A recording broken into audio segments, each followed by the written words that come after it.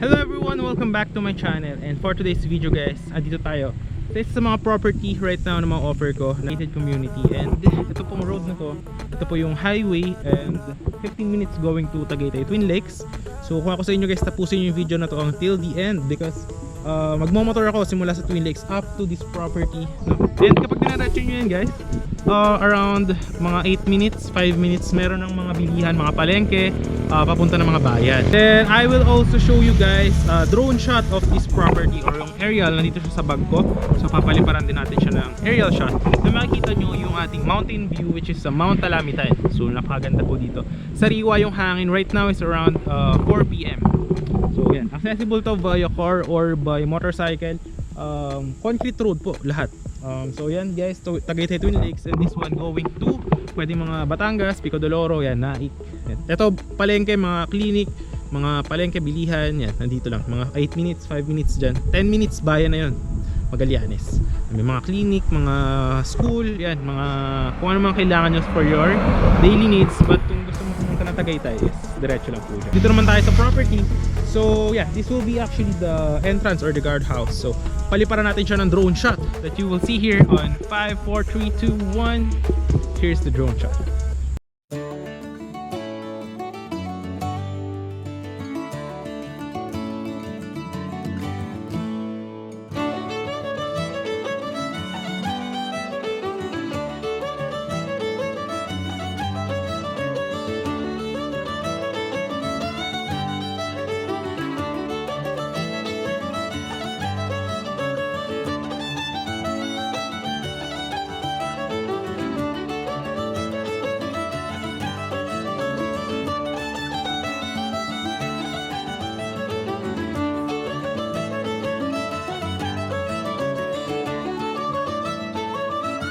Guys, nakita nyo naman yung ating drone shot, and yeah, this will be the entrance, no? Yeah.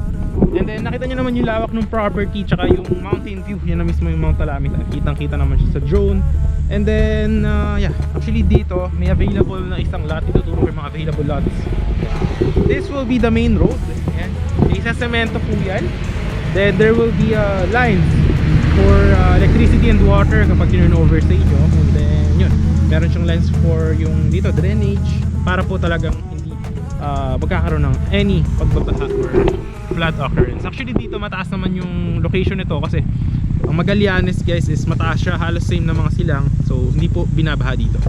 And then yun dito guys, yan, may available doon isang lot, tuturo ko sa inyo. So yan, ito yung magiging concrete road. So from this one, ito yung palatandaan, from this one, ito yung stick up to here, up to this one. So yan yung magiging concrete road with drainage. Ayan. Alright. Tapos yan, mga dyan yung guardhouse. So dire-diretso dito mga siya. So ayusin pa yung mga lupa natin, no? So ile-level pa yan siya dyan. Then kapag full constructed na po ito, any house design, no required design po tayo. Alright. So tara. And guys, makita nyo to. Ito di ba yung road from the entrance? So ito yung magiging concrete road from here up to this one. And up to... So yung isang lot is actually located siya around here guys. Yan. Dito. So tara, tingin tayo dun sa may ibang lots available. So tara, let's go.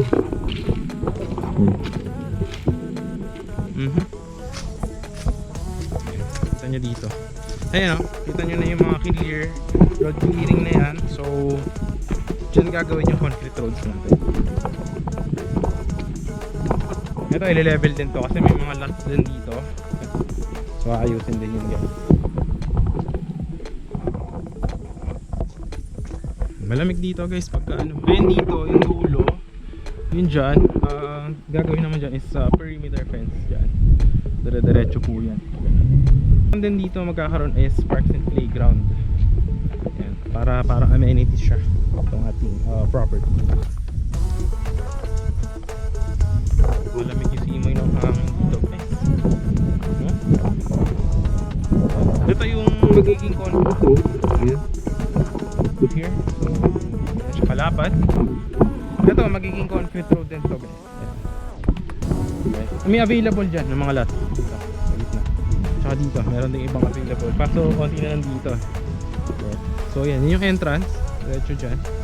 Yan, up to here yung concrete road. Yan yung mga overlooking ng mga lots. Alright, so tara. Kita nyo naman guys yung nature vibes. Yan, tingnan nyo naman. Ganyan yung magiging view if you will get a lot here. Yung mga dream investment or dream lot. Siya guys. Dito, may available din dito. Tulo nyan guys, perimeter fence na yan. Alright, ayusin din yan. Tapos dito magturo din tayo ng iba pang available lots.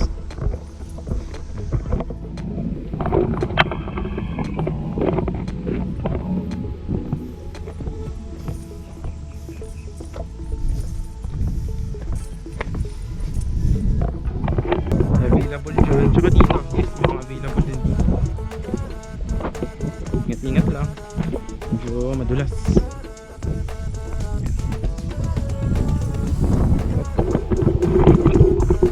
Ayan guys, ito yung magiging concrete road diretso dito. Straight ahead. Yeah. So, may mga ibang available right here. Kaso, limited lots na lang to guys. Last 6 lots or 7 lots. Ganyan. So, kung bawa yan yung nakuha mong lot, ang magiging view mo is around here. So, overlooking siya. Tapos, at the same time, meron din siyang mountain view. Kung example, second floor yung house mo, kita mo yung Mount Alamitan. And dito may mountain din dyan. Yan, hanggang dyan yung property natin. Yan. So, yun na actually yung total ng laki ng property natin. So, actually, I think that will be it, no? I think that will be it. Ganda ng property. Yan yung mountain view. Yan. So, maraming mountain, Mount Alamitan guys. Kita nyo naman. Maganda yung vibes dito. Kita nyo naman yung nature vibes. Yan. Ewan ko kita sa camera, pero yan. Yan yung magiging nature vibes. Para siyang good. Actually, perfect siya for parang retirement investment na property. Yan bang parang weekend getaway lot. And maganda dito kasi papakita ko sa may huli ng video, it will be showing it on the end, no? So yun lang guys, kung nagustuhan nyo ating video, huwag nyo naman kalimutan hit thumbs up. Syempre share nyo rin to other people na naghahanap. 6 lots or 7 lots na lang po ito to 50 square meters. So yun lang guys, maraming salamat sa panonood. Hope you are having a great day. Ingat po kayo lagi. And yun, message me lang on may mga inquiry kayo sa Viber or WhatsApp ko. Nandiyan naman yung number. Tapos yun, ito na po yung video ng pakita ko siguro muna yung simula sa Twin Lakes going here, then after that I will be showing naman yung from the bayan, yung bayan ng Magallanes, ng mga may bilihan doon up to this one. So around ano lang yun, mga 5 to 10 minutes, 8 minutes nga lang mga ganyan. So yun lang, ayun na po, ilalagay ko na po dito yung video. Bye bye.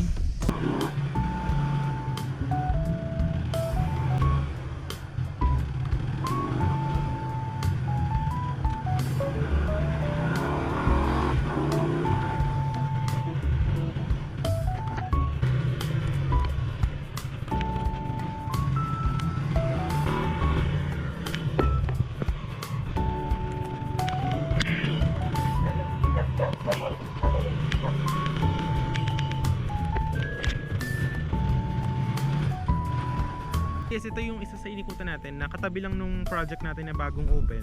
So ganito rin yung magiging itsura nung property after development. So yung sinasabi ko sa inyo, may mga concrete roads.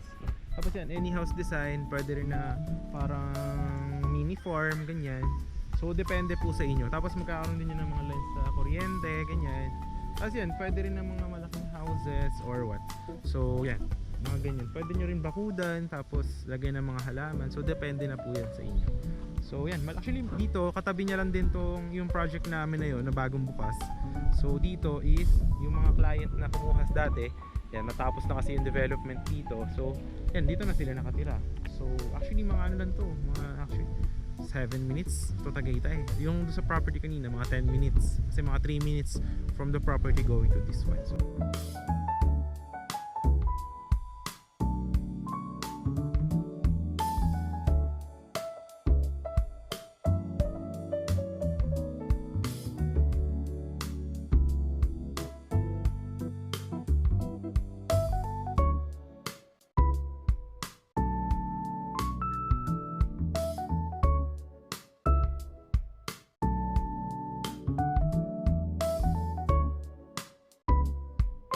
diretsuhin lang po natin yan dyan and then pakanan doon sa Magallanes po. Then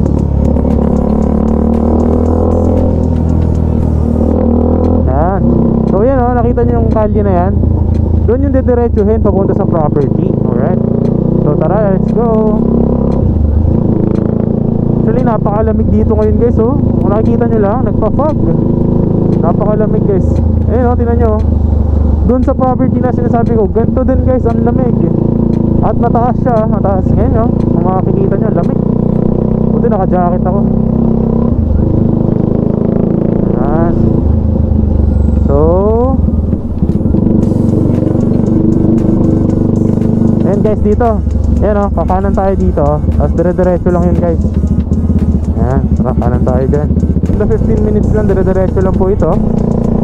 Alright, yun naman yung ano rito, yung vibes, oh. Tignan nyo, oh. Tagaytay talaga. Actually giniginawa ko ngayon guys. Lamig.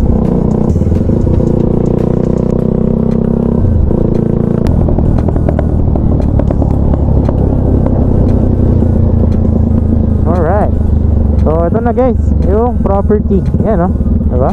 Kita nyo? Yan. So,